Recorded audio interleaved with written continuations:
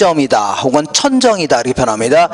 경기가 가장 나쁜 시기 여기를요 이 저점이다 혹은 이제 바닥 쳤다 이집니다. 바닥. 그리고 이제 다시 요걸요 정점이다 하는데 여기서 여기까지를요 주기다 이집니다. 이게 주기다. 그래서 콘드라티의 파동 같은 경우는 여기서 여기까지가 몇 년 걸린다고요? 50에서 60년 걸린다 그런 얘기입니다. 그리고 이 정점에서 저점 사이 폭 있죠? 요걸 진폭해 줍니다. 뭐라고요? 진폭이다. 그 다음에 경기가 가장 좋아졌다, 나빠지는 시기를 이걸 후퇴 국면이다 이렇게 얘기합니다. 후퇴 국면 혹은 후퇴 시장. 그리고 경기가 가장 안 좋은 시기를요 이거를요 불황이다 혹은 불경기 이렇게 얘기합니다. 그 다음에 바닥치고 좋아진 시기 있죠? 요걸요 회복 국면이다 혹은 회복 시장이다 해줍니다.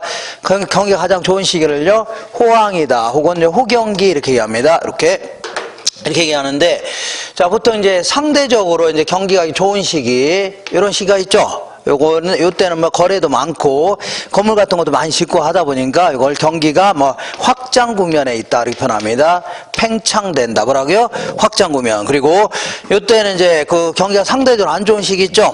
이때는 거래도 많이 또 끊기고 건물 같은 것도 거의 안 짓고 있고 그러다 보니까 경기가 상당히 위축돼 있다 해서요 이걸 수축 국면이다 이렇게 표현합니다. 뭐라고요? 수축 국면 이렇게 얘기하는데 먼저 콘드라티의 파동 같은 경우는 여기서 여기까지가 몇 년이라고요? 50에서 한 60년 걸린다 그런 얘기고 쿠즈네츠 파동 같은 경우는요 자 약 20년 주기로 이렇게 변동되는 겁니다. 이러한 형태로 변동되는 이러한 형태를요 쿠즈네츠 파동이다 이렇게 얘기합니다. 그 다음에 주글라 파동 같은 경우는요 8에서 10년 주기로 이렇게 변동되는 이러한 형태를 뭐라고요? 이거를요 주글라 파동이다. 그리고 자 키친 파동 같은 경우는 이렇게 3에서 4년 주기로 이렇게 계속 변동 이렇게 이런 형태를 뭐라고요? 키친 파동이다 이렇게 얘기합니다. 자 그러면 이 주글라 파동 같은 경우에는 보통 이제 8에서 10년 주기로 설비 투자 이게 원인이 돼서 자 8에서 10년 주기로 변동된다 하는데 요거를 좀 간단히 좀 알아보겠습니다. 뭐 상식적으로 한번 접근해 보는 겁니다. 상식적으로. 그래서 주글라 파동에 대해서 알아보는데 자 어쨌거나 경기가 호황이다. 경기가 호황이라는 얘기는 일반 기업 입장에서는 기업 파이가 좋다는 얘기예요, 나쁘다는 얘기예요? 기업 파이가 아주 좋다는 얘기입니다. 기업 파이가 좋다는 얘기는 물건이 잘 팔릴 걸로 예상된다는 얘기죠. 그럼 물건이 잘 팔릴 걸로 예상된다는 얘기는 현재 생산량보다 뭐가 많다는 얘기예요? 소비하고자 하는 양이 많다는 얘기입니다. 그러니까 잘 팔릴 걸로 예상되는 거 아닙니까? 그죠? 그러니까 이런 경우에는 기업들은 신났네요. 그래서 기업들은 막 설비 투자 같은 거 막 늘리려고 할 겁니다. 설비 투자. 그러니까 공장도 짓고 그 다음에 기계 같은 것도 막 투입하려고 한다는 얘기죠. 구입해서 설비 투자를 늘려갖고 막 생산을 막 늘리고 싶을 겁니다. 생산을 늘리고 싶다. 근데 이제 기계는 자기 혼자 돌아가는 게 아니라 사람이 있어야 돼, 없어야 돼요? 있어야 되죠. 그러니까 고용도 막 늘어나는 이런 식입니다. 자 그리고 이때는 이제 회사가 장사가 잘 되니까 사람들은 회사에 돈을 투자하려고 안 하려고요? 막 하려고 한다는 얘기죠. 그러니까 주가도 종합 주가지수도 계속 올라가는 이러한 추세입니다. 자 그리고 또한 그 회사가 장사가 잘 되니까 이 구성원들은 아무래도 보너스도 많이 받을 수 있고 그다음에 소득도 늘어날 수 있죠. 그러니까 소득도 막 증가하는 겁니다. 이렇게. 그리고 소득이 증가하니까 이 앞에 이마트 가서 쓸 돈도 많아져 적어져요? 많아지죠. 소비도 이렇게 증가하는 이러한 시기를 우리는 경기가 아주 호황이다 이렇게 표현합니다. 경기가 뭐라고요? 호황이다 이렇게 얘기합니다. 근데 잘 볼게요. 이렇게 이제 호황 시기를 계속 지나다 보면 자 이 설비 투자를 계속 늘리는 거죠. 설비가 계속 늘리는 거 아닙니까? 근데 공장이라는 게 한번 공장 설치해 놨으면 설사 이게 약간 물건이 안 팔리나 한다 하더라도 공장은 계속 돌아갈 수밖에 없는 겁니다. 예를 들어서 우리 남편이 예를 들어 그 공장 근로자인데 요즘에 장사 안 된다고 해서 가서 놀다 오진 않겠죠? 그죠? 아주 놀다 오진 않고 아침부터 7시까지 출근해서 저녁에 한 6시까지 일하다 올 겁니다. 그러니까 한번 설치한 공장은 계속 돌아갈 수밖에 없는 겁니다. 알겠죠? 그러다 보니까 계속 설비 투자 늘려서 공장 계속 돌아가다 보니까 언젠가부터는 생산량하고 뭘 비교했을 때요? 소비하고자 하는 양을 비교했을 때 생산량이 많아진 시가 올까요? 안 올까요? 오는 겁니다. 그죠? 계속 설비투자 늘려놓으니까. 그러면 생산량이 많아지니까 사회 전체에서는 안 팔린 물건이 쌓여나가기 시작합니다. 이걸 재고가 뭐라고요? 누적된다. 그러니까 창고에 안 팔린 물건이 쌓여요, 안 쌓여요? 쌓이기 시작한다는 얘기죠. 그죠? 그렇게 된다면 이 기업은 설비 투자를 해야 돼, 안 해야 돼요? 설비 투자를 하지 않을 뿐만 아니라 기존의 설비 투자마저 팔아치워야 되죠. 그러니까 설비 투자를 계속 감축할 수밖에 없는 겁니다. 투자를 줄일 수밖에 없고, 그러다 보니까 물건도 안 팔려서 창고에 물건이 쌓여 있으니까 생산을 자꾸 줄이려고 할 겁니다. 이렇게. 그 다음에 예전에 잘 나갔을 때 사람을 많이 채용했죠. 근데 지금은 놀리면서 월급 줄 수 없으니까 어쩔 수 없이 구조조정이다 하면서 사람을 막 잘라댑니다. 이렇게. 그 다음에 그 회사는 장사가 안 되니까 막 주가는 점점 떨어질 겁니다. 그리고 여기서 쫓겨난 사람들은 아예 소득이 전혀 없겠죠. 그리고 남아있는 사람들도 사장님 월급 더 주세요 했다가는 자기도 잘릴 수 있죠. 그러니까 조용히 있어야 되겠네요. 그러니까 소득도 점점 줄어들고, 소득이 줄어드니까 쓸 돈도 있어 없어요? 없죠. 우리 이런 시기를 뭐라고요? 이거를 경제 상태가 불황이다 이렇게 표현합니다. 무슨 황이라고요? 불황이다 혹은 불경기다 이렇게 표현합니다. 그러다 보니까 이 불경기를 계속 겪다 보면 계속 설비 투자를 줄이는 거죠. 줄여 안 줄여? 줄이다 보니까 언젠가부터는 또다시 생산량보다 뭐가요? 소비량이 많아지니까 온다는 얘기입니다. 그러면 슬슬 기업 입장에서는 기지개 펴면서 설비 투자 늘리려고 하죠. 그러면 생산량을 늘리려고 할 겁니다. 이런 식으로 설비 투자가 원인이 돼서 한 8에서 10년째로 변동되는 이러한 형태를 우리는 주굴랍 파동이다 해줍니다. 알겠죠? 주굴랍. 그러면 일반적으로 우리는 호황 시기가 좋을까요? 불황 시기가 좋을까요? 호황이 훨씬 더 좋은 겁니다. 다만 아무리 호황이라 하더라도 이 시기에 불리한 사람이 있다는 얘기입니다. 그렇죠? 가장 큰 사회 문제가 뭐냐면 이때는 생산량보다 뭐가 많다고요? 소비하고자 하냐이 많죠. 그러다 보니까 결국 물가가 계속 올라가는, 지속적으로 올라가는 인플레이션이 발생할 여지가 매우 높아집니다. 이렇게. 알겠죠?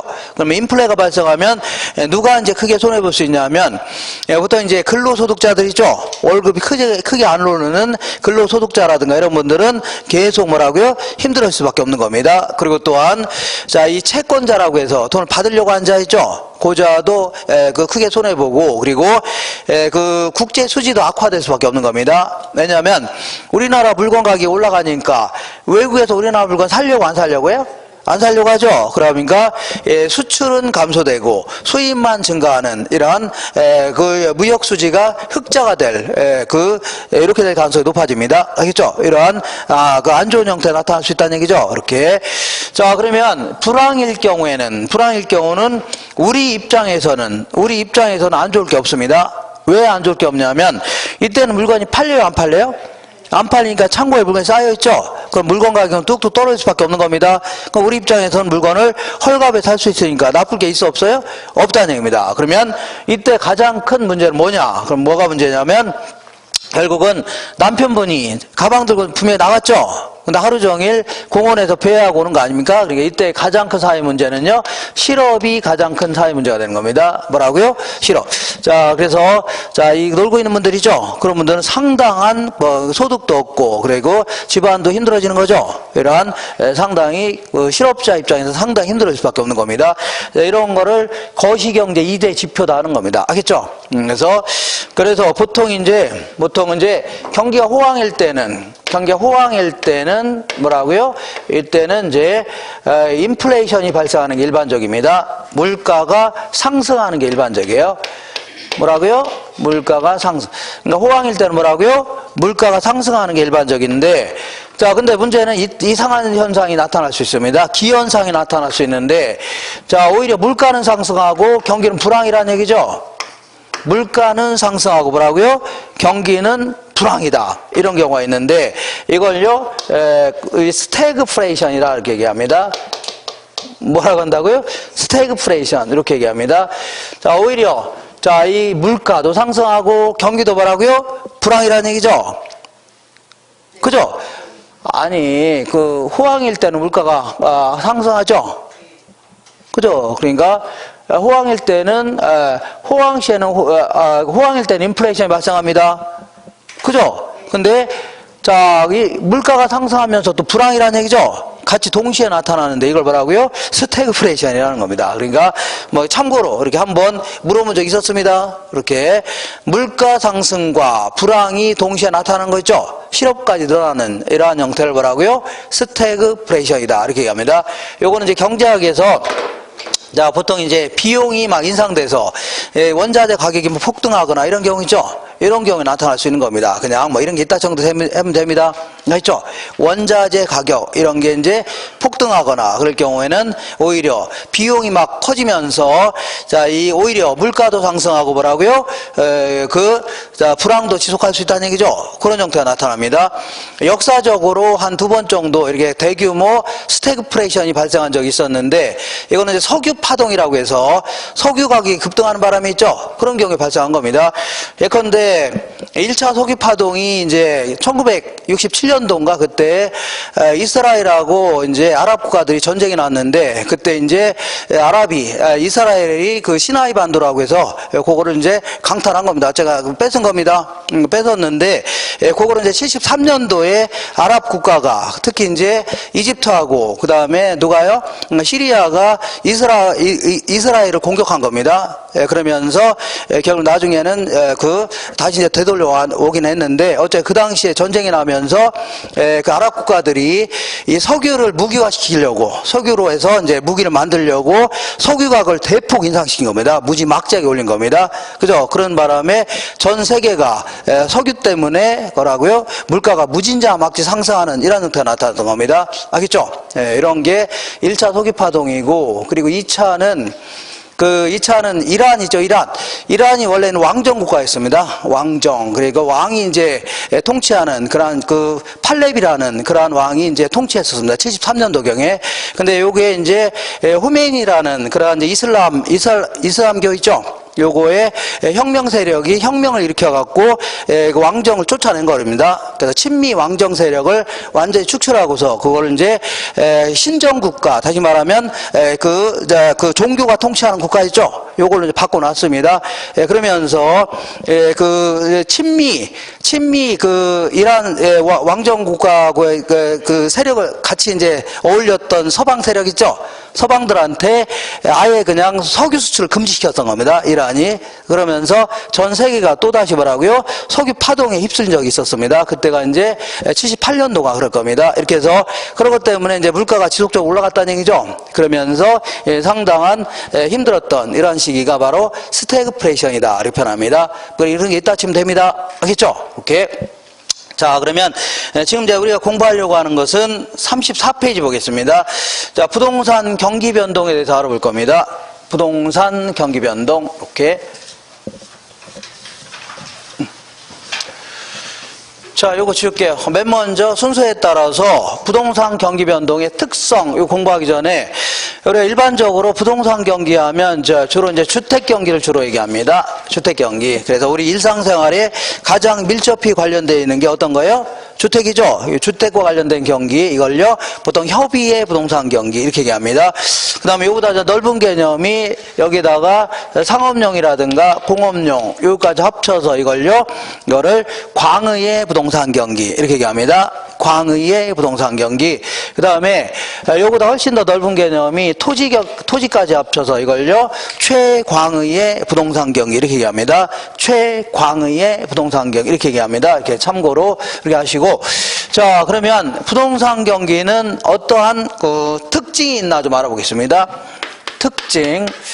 자, 요거는 이제 일반 경기에 비한 특징을 얘기합니다. 일반 경기 변동에 비한 특징. 한번 읽어볼게요. 주기는 그거 볼게요. 17에서 한 18년 정도로 일반 경기보다 2배 정도 길다 이렇게 얘기합니다. 그 다음 진폭은 정점은 높고 저점이 깊다는 얘기죠. 다시 말하면 한마디로 하면 진폭이 크다 이렇게 얘기합니다. 그 다음에 국면은 회복 국면은 느리고 후퇴 국면은요 빠르게 진행하는 이러한 형태입니다. 자, 그리고 타성 기간은 어떤 충격을 가했을 때, 예를 들어 어떤 정책이라든가 이런 게 있었을 때 반응하는 시간차 같은 거 있죠. 이런 걸요 타성 기간 해줍니다. 타성 기간이 일반 경기는 보통 빠른 데 비하여 그 부동산 경기는요 상당히 느려 터져서 움직입니다. 그래서 타성 기간이 길다. 그리고 주기의 순환 국면 자체가 불규칙하다 이렇게 표현합니다. 요거는 자, 한마디로 얘기한다면 일반 경기에 비하여 민감하게 반응하지 못하니까 이런 형태가 나타납니다. 그래서 요거가 이제 주글라 파동이라 쳐볼게요. 이렇게 주글라 파동인데, 이런 시기를 자, 이 불황이라는 겁니다. 뭐라 한다고요? 불황이다. 그래서 우리는 어마어마한 불황 시기를 겪은 적이 있는데, 여러 번 있지만, 대표적인 게 이제 IMF 때입니다. 그래서 이때는 아까 얘기한 대로 불황 시기를 잘 볼게요. IMF 때는 한부철강이 무너지면서 해태, 산미 이런 데 있죠. 한신공영, 뉴코아라든가 진도, 진로, 기아 막 줄줄이 막 망했던 겁니다. 그러면 거기 하청업체도 줄줄이 망한다는 얘기죠. 어쨌거나 이 망한 가장 큰 이유는 여러 가지가 있을 겁니다. 근데 결과적으로는 물건만 잘 팔리면 망해요, 안 망해요? 안 망한다닙니다. 그러니까 물건이 안 팔리니까 기업들은 설비 투자 하려고 안 하려고요? 안 하려고 하겠죠. 그럼 아까 한 거 잘 생각할게요. 설비 투자 안 하려고 하고 생산도 줄이려고 할 겁니다. 그리고 그 당시에는 구조조정이다 하면서 사람도 어마어마하게 잘라댄 겁니다. 그죠? 그래서 실업률이 거의 40%가 육박하는 이런 엄청난 실업률이 있었습니다. 그리고 이제 종합주가지수는 500선이 무너졌습니다. 그래서 410 몇 선인가 이렇게 내려갔습니다. 그리고 소득이 막 줄어들고 소비도 줄어든다는 얘기죠. 이러한 시기를 우리는요 IMF 때라 하는 겁니다. 알겠죠? 이렇게. 자, 그래서 이때 이제 IMF를 극복하기 위해서 여러 가지 정책을 막 내놓고 했죠. 그러면서 이제 앞으로 이제 그 경제도 살아날 걸로 예상되는 거 아닙니까? 그죠? 그러면 일반 경기를 주도하는 게 누구예요? 일반 기업들입니다. 일반 기업들은 앞으로 그동안은 물건도 안 팔리고 하니까 계속 생산도 줄이고 했죠. 근데 이제 앞으로 물건이 잘 팔릴 거로 예상되니까 슬슬 공장도 놀리고 있던 공장도 재가동하고, 그리고 놀고 있던 사람들 있죠? 다 불러서 이제 다시 공장을 다시 돌리면 될 겁니다. 그러니까 아주 발빠르게 움직일 수 있다는 얘기죠. 그죠?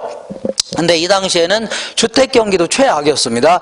거래도 이제 뚝 끊기고 가격도 폭락했습니다. 그래서 지금 서울의 강남에 있는 아파트 있죠? 지금 한 20억 정도 되는 게 20평, 25평 정도 되는 게 그 당시에는 1억 원대였습니다. 이 정도 엄청나게 떨어졌습니다. 왜냐하면 거래가 거의 없으니까. 아시죠? 이렇게. 그러니까 거래가 없으니까 건설업자는 아파트 지어야 안 져요? 지어봐야 팔리지도 않으니까 안 지으려고 하죠. 그러니까 손가락 빨고 있었습니다.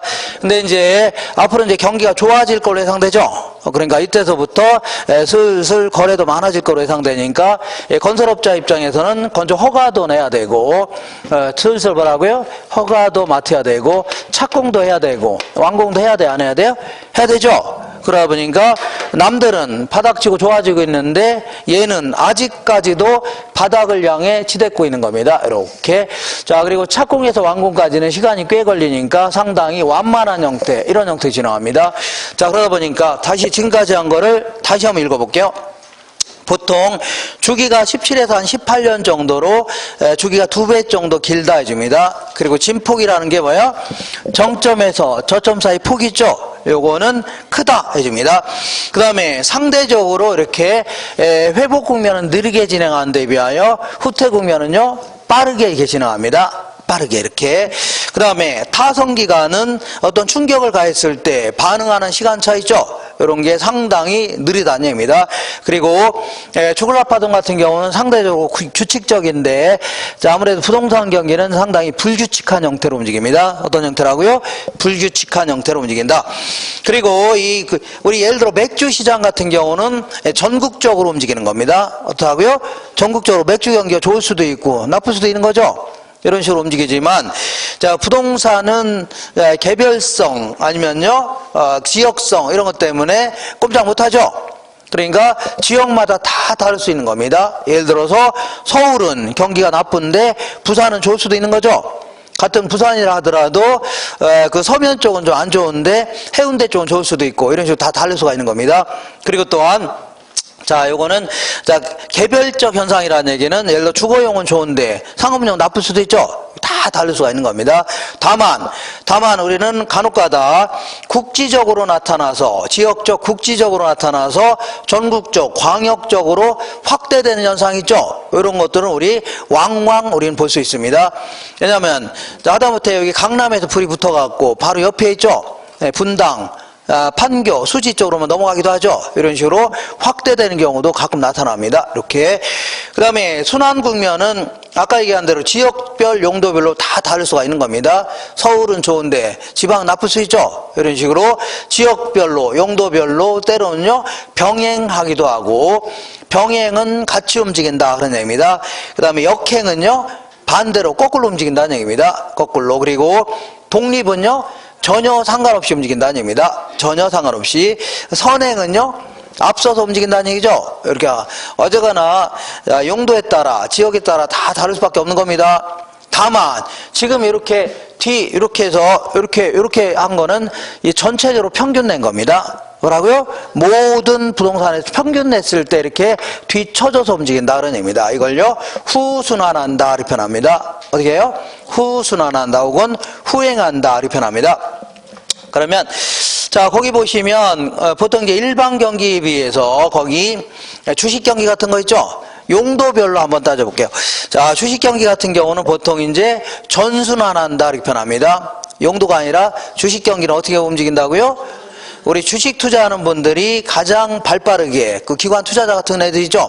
이런 애들이 가장 좀 발빠르게 움직입니다. 그러다 보니까 개미들도, 일반 투자자들도 막 따라가는 형태니까 보통 이제 약간 발빠르게 움직입니다. 그래서 이걸요 전순환한다 혹은 선행한다 이렇게 표현합니다. 그 다음에 부동산 경기는 조금 전에 얘기한 것처럼 뭐라고요? 후순환한다. 뒤쳐서 움직인다는 얘기죠. 후순환한다 이렇게 표현합니다. 자, 다만 이거를 지역별로 따지는 게 아니라 용도별로 따져봤을 때 일반 경기에 비해서 보통 이제 상업용, 공업용 부동산 경기가 있는가 하면 주거용 경기가 있다고 치자. 그러면 일반 경기에 비해서 상업용, 공업용 같은 경우는 자 같이 움직이는 경향이 굉장히 강합니다. 이걸요 동시에 순환한다 아니면 병행한다 이렇게 표현합니다. 동시에 같이 움직인다는 얘기죠. 거기에 비해서 주거용 같은 경우는 거꾸로 움직이는 역순환하는 경향이 아주 강합니다. 역순환.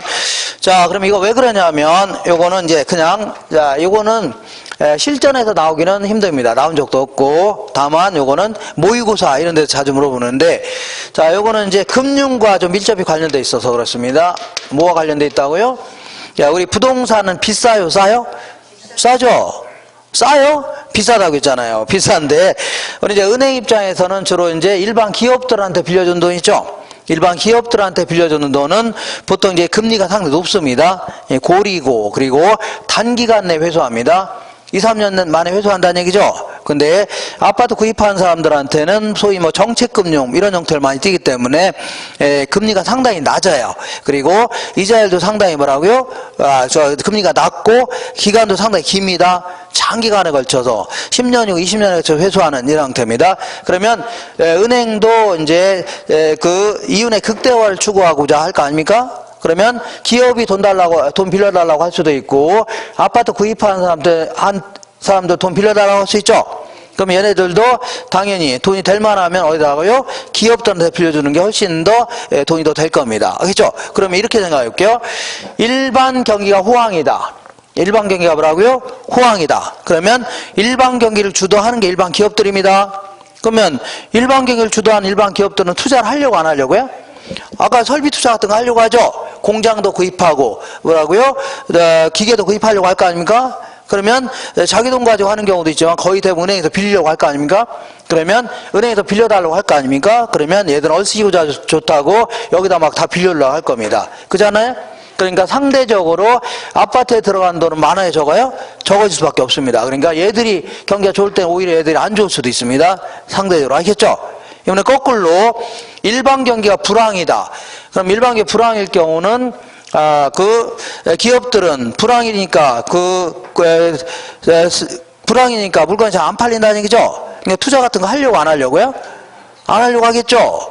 공장이나 기계 구입하지 않으려고 하죠. 그러니까 은행에 돈 안 빌리려고 하겠네요. 그럼 은행도 돈을 금고에다 쌓아놓을 수는 없는 거죠. 그러니까 막 아파트 구입하는 사람 막 풀을 수밖에 없네요. 그러니까 오히려 주택 경기는 좋아질 수도 있다는 얘기입니다. 알겠죠? 이렇게 참고로 이렇게 하시면 됩니다. 참고로.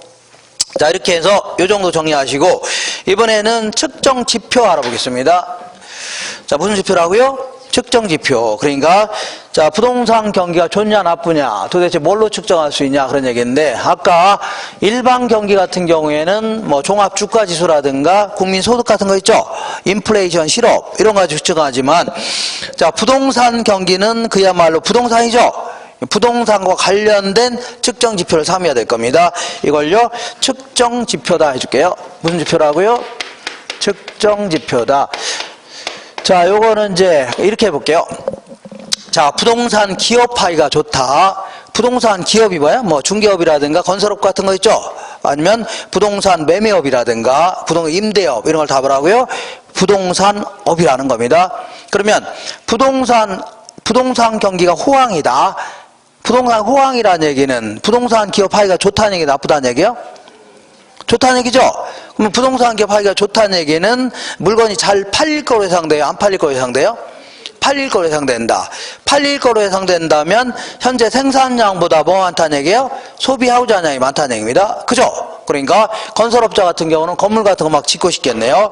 당연히 건축량 이런 게 가장 주된 측정 지표가 되는 겁니다. 건축량.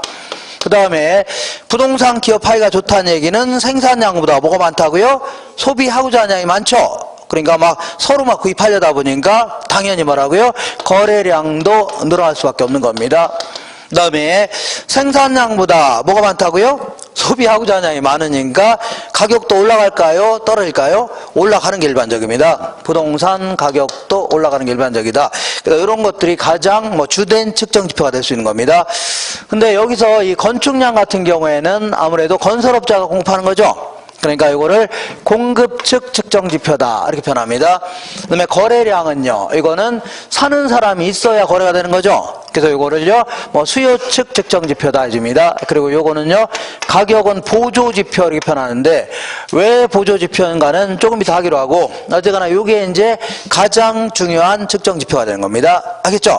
근데 그거 외에도 바로 위에 볼게요. 이 측정 지표라고 써있는 바로 밑에 보시면 다음에 세 가지 지표를 종합적, 찾으셨나요? 과학적으로 활용하는 것이 바람직하지, 어느 하나만 가지고 이걸요 부동산기가 좋다 나쁘다 판단하면 대화인데요 안 된다는 얘기입니다. 그래서 이외에도 공가율이라든가 미분양 재고량, 주택 금융 상태라든가 임료 수준, 금리 같은 거 있죠? 이런 것들이 활용될 수 있다 이렇게 하시면 됩니다. 알겠죠? 이런 거 활용될 수 있다. 그러면 여기서는 뭐 이 정도만 기억해도 충분한데, 요거를 이제 모의고사 같은 데서는 조금 자세히 물어보기도 합니다. 우리 실전에서는 뭐 간단히 물어봅니다. 근데 이제 모의고사에서는 조금 자세히 물어보기도 하는데, 자, 요거는 이제 제가 요 얘기는 3, 4월 달에 안 할 겁니다. 3, 4월 달에는 제가 그 전에 얘기한 것처럼 약간 이런 것들은 1, 2월 달에 했으면 3, 4월 달에 안 할 겁니다. 그러니까 그냥 빠짐없이 다 얘기할 겁니다. 자, 건축량이라 하더라도 뭐 세분화한다면 허가량이라는 게 있고, 뭐가 있어요? 착공량, 그 다음에 완공량 이런 게 있을 겁니다. 이렇게. 자, 그러면 이 중에서 그래도 가장 중요한 지표는 건축이니까 건물 짓기 시작하는 거죠. 이게 이제 그래서 이 착공량을 이제 동행 지표다 이렇게 표현합니다. 이게 그래도 가장 중요한 지표입니다. 그러니까 착공량을 알게 되면 지금 현재의 부동산 경기를 측정할 수 있다는 얘기입니다. 지금 현재 뭐라고요? 부동산 경기 좋냐 나쁘냐를 측정할 수 있는 겁니다. 알겠죠? 근데 허가량 같은 경우는, 자, 생각해 볼게요. 허가를 맡았다가 나중에 취소되는 경우도 있어 없어요? 있는 거 아닙니까? 그리고 허가를 맡았다고 해서 5, 6년 있다가 또 착공할 수도 있는 거죠. 그죠? 다만 허가량을 알게 되면, 허가량이 많다는 얘기는 그만큼 건물도 많이 지을 거라고 예상은 되어야 한대요. 되죠? 그러니까 요걸요 선행지표다 해줍니다. 자, 좀 앞서서 움직이면서 가까운 미래에 부동산 경기가 어떠하리라고 판단할 수 있다는 얘기죠. 이렇게. 그래서 뭐라고요? 선행지표다 해줍니다. 그리고 자, 이 완공량은 이제 후행지표 이렇게 표현하는데, 이것도 왜 후행지표냐면, 보통 잘 생각해 볼게요. 우리가 부동산은 아파트 같은 게 완공되기 전에 분양은 거의 끝나는 경우가 일반적이죠.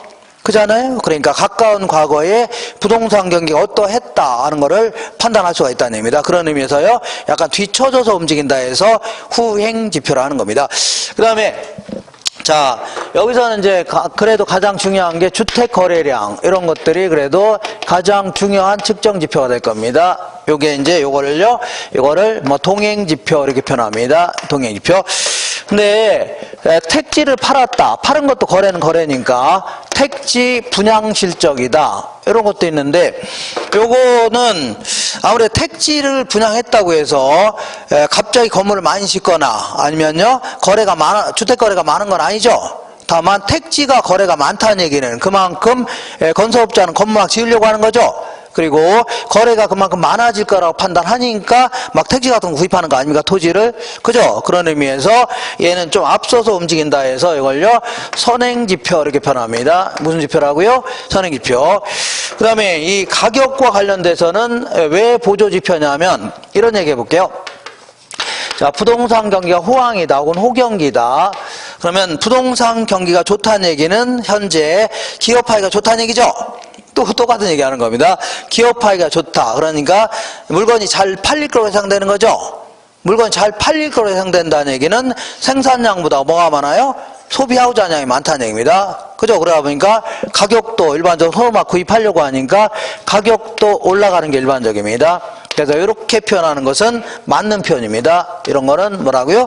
맞는 표현이에요. 근데 문제는 거꾸로 가격이 상승하니까 가격이 올라가니까 경기가 호경기이다. 이런 표현은 잘못된 표현이라는 얘기입니다. 왜 그러냐면 가격이 올라가는 이유가 자, 예를 들어서 수입 자재 가격이 폭등하는 바람에 가격이 올라갈 수 있죠. 아니면요 투기가 극성인 바람에 올라갈 수 있죠. 이런 걸 가지고 경기가 좋다 할 수는 없다는 얘기입니다. 그죠? 그러니까 느닷없이 가격만 가지고 판단해서 경기가 좋다 나쁘다를 판단하면 대화인데요? 안 된다는 얘기입니다. 그러니까 아까 얘기한 대로 이 세 가지를 종합적으로 과학적으로 추정한 다음에 경제 상태가 별로 안 좋구나 아니면 좋구나 이렇게 판단하라는 얘기죠. 이렇게 정리하시면 됩니다. 그 다음에 이번에는 경기 변동의 형태 알아보겠습니다. 이거 지울게요. 자, 경기 변동의 형태는 아까 여기서 얘기한 것처럼 순환적인 경기 변동이라는 게 있고 다른 형태의 경기 변동 이런 것들도 왕왕 나타납니다. 이렇게. 자, 그래서 맨 먼저 순환적 경기 변동 알아보겠습니다. 자, 순환적이라는 것은 좋아졌다 나빠졌다를 반복한다는 얘기죠. 이렇게.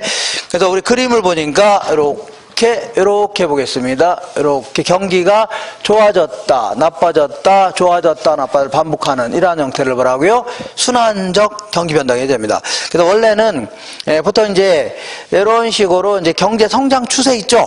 이런 거에 따라서 움직이는 게 일반적입니다. 그러니까 이렇게 그리고 원래는 후퇴 국면은 좀 빠르고 회복 국면 느리게 했죠. 이렇게 그려야 되는데 여기서는 경제가 반드시 그 성장하라는 법이 있어 없어요? 우리나라 같은 경우는 많이 이제 둔화돼 있죠. 중국하고 달리. 그 다음에 그리고 이거는 설명의 편의상 이렇게 그린 겁니다. 설명의 편의상 좀 규칙적으로 한번 그려볼게요. 그래서 요거는 이제 정점이고 얘는 뭐라고요? 저점. 요건요 정점. 이렇게 해서 정점에서 또 다른 정점까지를 아까 뭐라고요? 죽이라는 겁니다. 그 다음에 정점에서 저점 사이 폭을요 진폭해줍니다. 이렇게 해서 한 번 더 쪼개 보겠습니다. 이렇게. 자, 그러면 경기가 가장 좋았다가 천정치고 나빠지는 시기 이걸요 후퇴 국면이다 이렇게 표현합니다. 뭐라고요? 후퇴 국면.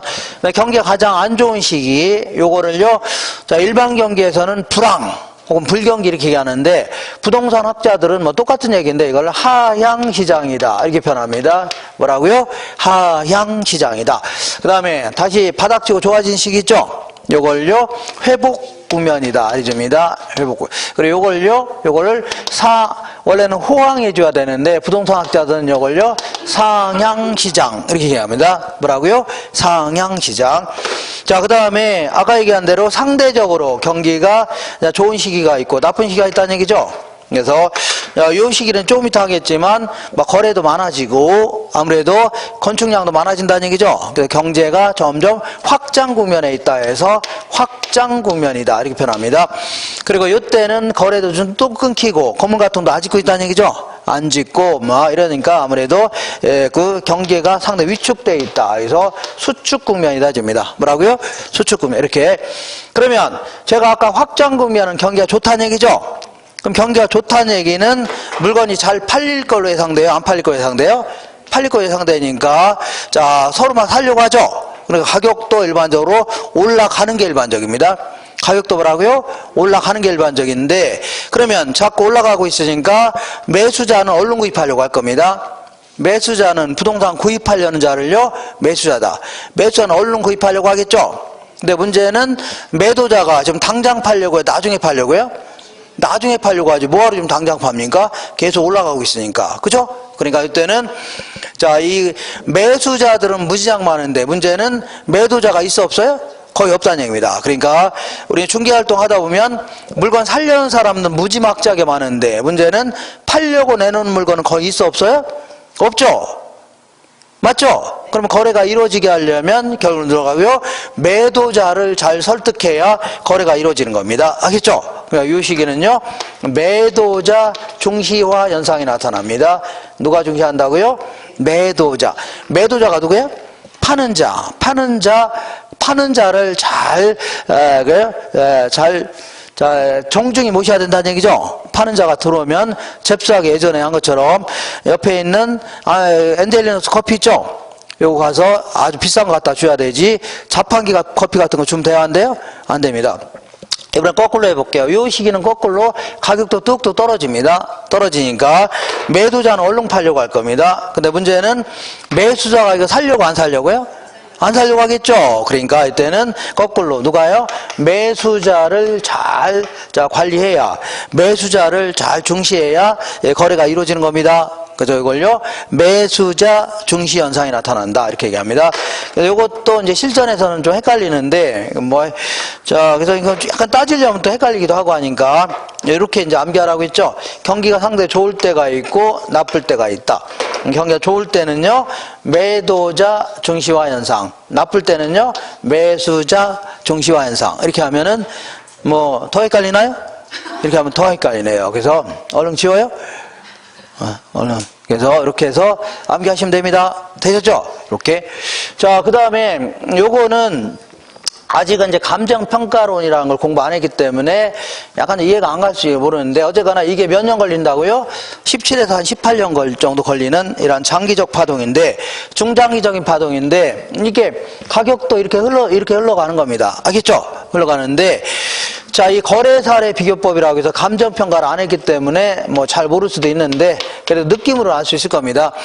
자, 거래사례 비교법이라는 것은 이 부동산의 가치를 평가하려고 합니다. 이걸 대상 부동산이다. 뭐라고요?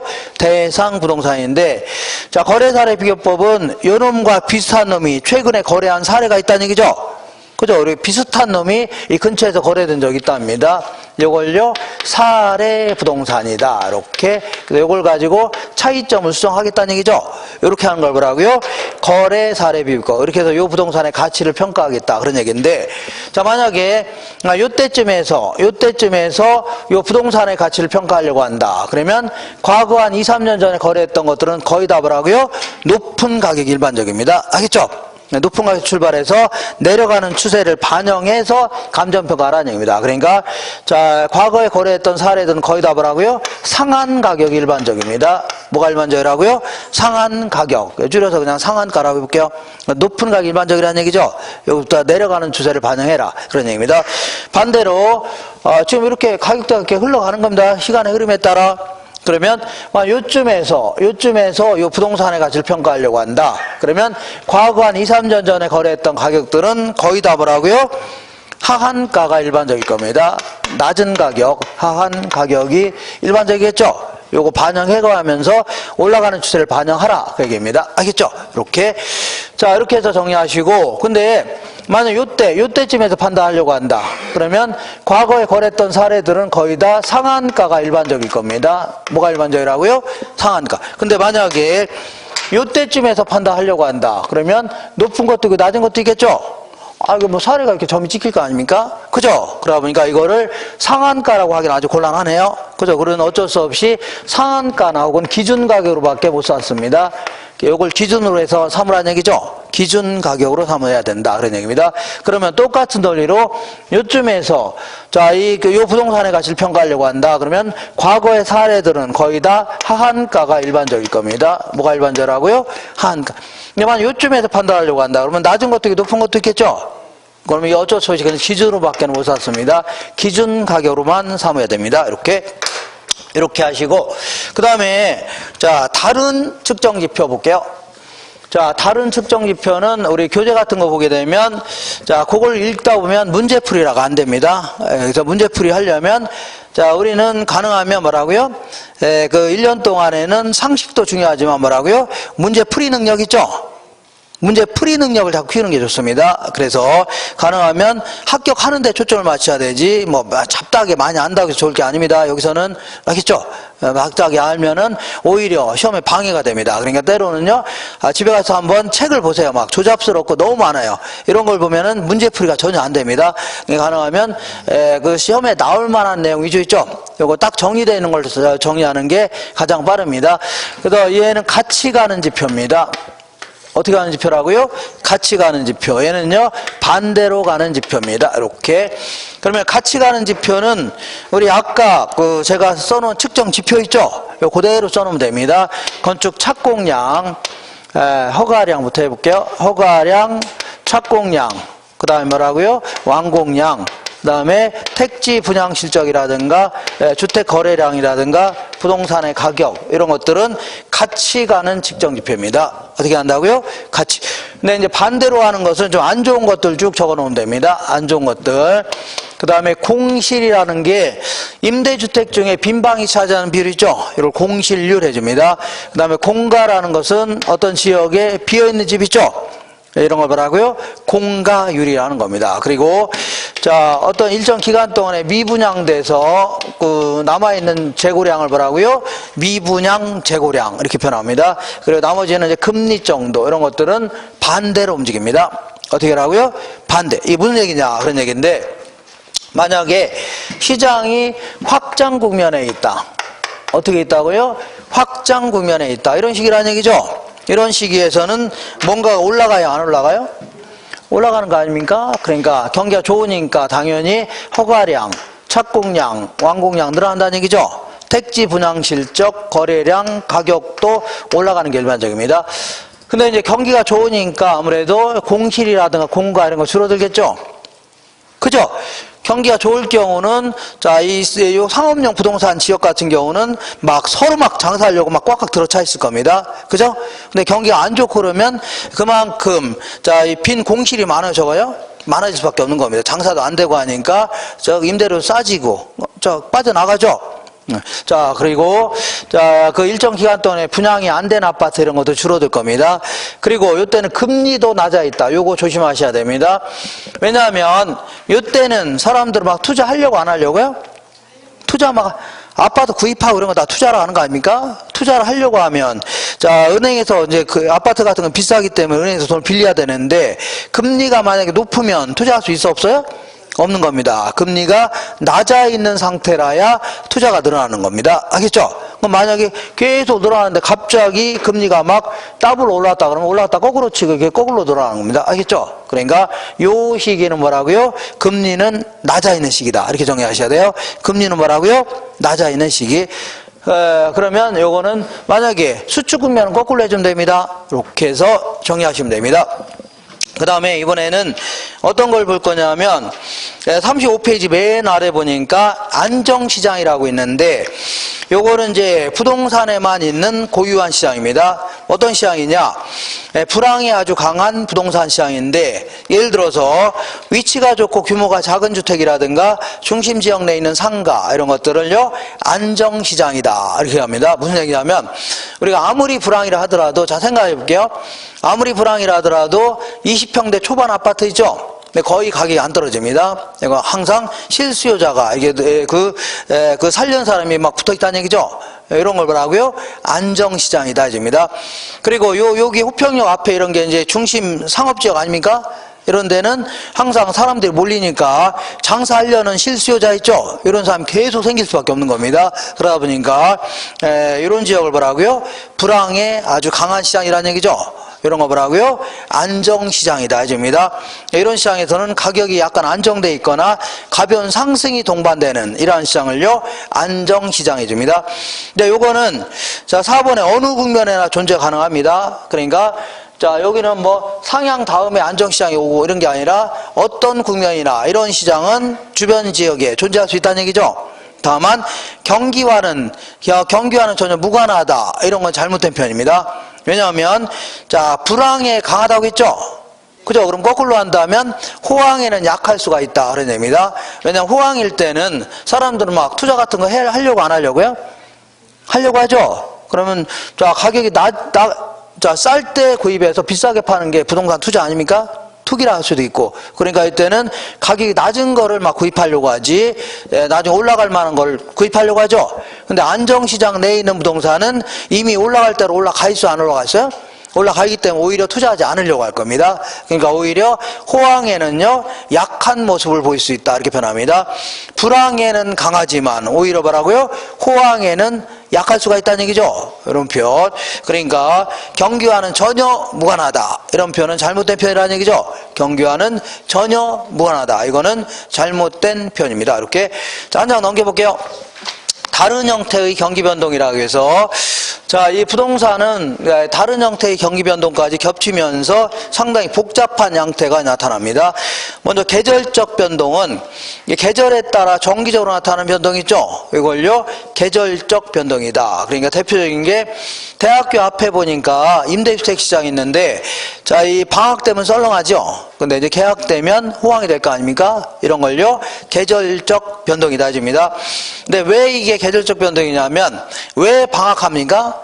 자, 겨울에 추워서 여름에는요 더워서 하는 거죠. 그런 의미에서 이걸요 계절적 변동이다 해줍니다. 그다음에 장기적 변동, 이걸 다른 말로 뭐 추세적 변동, 이런 추세에 따라 움직인다는 얘기죠. 이렇게 얘기합니다. 그래서 자 보통 이제 요거는 나중에 감정평가할 때 그 추세적 변동, 이런 추세에 따라 장기간에 걸쳐 추세 있죠. 이런 것 따라 움직이는데 자 보통 이제 거기 보니까 자 인근 지역의 수명 현상이라고 해서 이건 나중에 이제 감정 평가할 때 이제 할 겁니다. 할 건데 참고로 잠깐만 자 어떤 지역이 신개발되거나 재개발될 수 있죠. 자 그러면 마르고 닳도록 깨끗한 아파트로 남아요? 그렇지 않죠. 시간이 감에 따라서 낡고 노후화되는 바람에 주인도 밖에 나갈 거 아닙니까? 이런 걸요 인근 지역의 수명 현상 이렇게 얘기합니다. 그래서 보통 이제 5가지 단계로 진행합니다. 이렇게 이거는 쓸 필요도 없이 나중에 할 겁니다. 그러니까 성성쇠천악이다. 성성쇠천악 이렇게 해서 진행합니다. 성장기, 성숙기, 쇠퇴기, 천이기, 악화기 이런 형태로 진행하는데 나중에 할 겁니다. 노트에 다 있습니다. 이때 이제 성장기 때는 가격 상승률이 최고입니다. 그 다음에 성숙기 때는요, 가격 수준 자체가 최고고, 쇠퇴기부터 이제 하락하기 시작합니다. 이때가 재개발이 가장 활발한 단계라 들쑥날쑥하다가 이때는 이제 재개발이 없다 이때까지 그러면 슬럼가로 변합니다. 이렇게. 근데 만약 이때쯤에 다시 재개발했다 그러면 이렇게 변할 수 있죠. 이런 식으로 바뀌어 나가는 걸 뭐라고요? 자 장기적 변동이다. 여기서 말하는 일반 경기에서는 아까 콘드라티의 파동 같은 거 있죠. 이런 게 이제 장기적 변동인데 이런 흐름에 따라 움직이는 거죠. 네, 여기서는 이제 부동산 경기에서는 이런 형태를 뭐라고요? 장기적 변동이다 해줍니다. 그 다음에 무작위적 변동 같은 경우는 지진, 홍수, 전쟁, 정부 정책 변경 같이 예기치 못한 사태 있죠. 이런 거에 따라 불규칙하게 변동되는 거 이걸요 무작위적 변동이다 합니다. 그럼 만약에 전쟁이 난다면 사람들은 부동산을 구입하려고 할까요? 금을 구입하려고 할까요? 금을 구입하려고 하겠네요. 그래서 미리 막 금 같은 걸 다 바꿔 놓으려고 하니까 당연히 뭐요? 부동산 경기는 아주 개판되는 겁니다. 알죠? 자, 뭐 개판이고 뭐고 막 다 도망가고 바쁘겠네요. 자, 그 다음에 그 포항에 재작년에 그 지진이 발생하는 바람에 사상 초유의 수능이 연기된 적도 있습니다. 그렇죠? 이거는 뭐 수능이 연기된 건 처음입니다. 그러다 보니까 자, 한 일주일 연기했죠. 그러면 포항이 이제 부동산 경기가 좋아질 것 같아요? 나빠질 것 같아요? 나빠집니다. 왜냐하면 사람들이 거기서 투자하려고 안 하려고요? 불안하니까 투자하지 않으려고 하죠. 그러니까 이런 것 때문에 발생하는 갑작스러운 변동을요, 무작위적 변동이다. 정부 정책이 갑자기 변화할 수 있죠. 이런 거를 따라서 갑자기 변하는 형태를 답을 하고요, 무작위적 변동이라는 겁니다. 자, 오늘 교재, 요 교재 있죠? 요 교재 126페이지 하나 정도만 풀어볼게요. 126페이지.